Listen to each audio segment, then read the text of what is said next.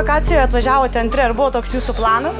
Planas, nei čia ką, ar čia antri, ar treti, ar pirmi, ar ketvirti, esmės absoliučiai nekeičia. Ne, tai, kaip sakant, visi stengiasi, visi juda į priekį, visi kažką kuria ir kovoja dėl geresnių vietų.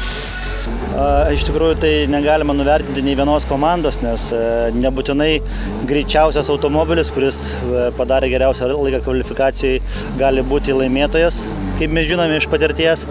Tai aš vardinčiau turbūt gal apie 10 komandų pirmų, kurios kvalifikacija užėmė vietas iki 10, jos gali būti bet kuri pirmoje vietoje, nes lenktynės ilgos. Now we are together with the Flash Racing and they are kind of leading in their class at this point after qualifying. What would be the main competing teams you see as the main competing teams in your class? Overall it's Rotoma, okay. Racing and maybe Čekauskas. Okay. But in diesel class, Rimo. Okay. What do you think about this Wagner Motorsport? They're also going in diesel class. Yeah, they are stars. Okay.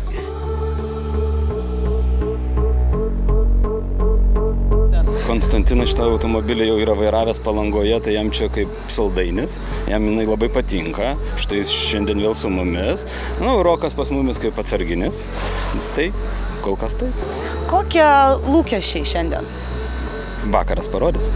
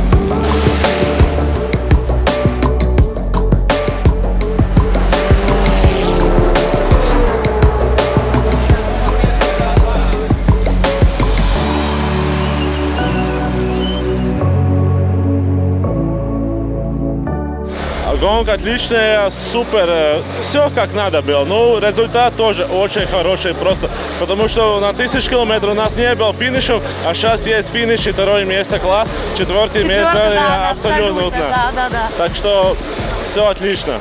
С техникой все нормально, все работало? Работал, все так как надо, да. Так значит, дизель это хорошо, да? Конечно, дизель самый лучший. Молодцы, молодцы. First of all, of course, congratulations. Did you expect that? Yes, of course. Realistic plan, I think, was at top 5, but you know, we did today maximum what we can. Great team, great drivers, great mechanics, so everything worked.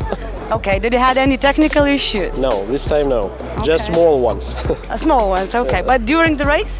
During the race, but let's say no major, so no like some fixing, just some adjustments, let's say like that. Okay, so it seems like went everything according to the plan and you're happy with the result? Yes, of course. Okay. Sunkios, geros, greitos. Aišku, prieš dizelius lenktyniauti yra labai sudėtinga, jie pilasi tik vieną kartą, mes pylėmės kiekvieną valandą, taip kad turim, ką turim. Skaitau, kad mes važiavom be klaidų, neturėjom nei vieno techninio nesklandumo ir mums pritruko tiesiog laiko ir sėkmės. And now we're here celebrating the victory together with the Rimo Racing team. And we have Robertas Kupčikas next to me. How was the race? The race was really nice, and it was quite big fight between us and Rotoma. Thanks for mechanics, we prepared this very well. And also we had really small fuel consumptions that helped us to reach this position. Your decision to choose diesel class as a main reason. Diesel class is very good class. As we can see. And in Lithuania is many diesel. Yeah. This season about 8 or 9, I think. Congratulations once again. Thank you.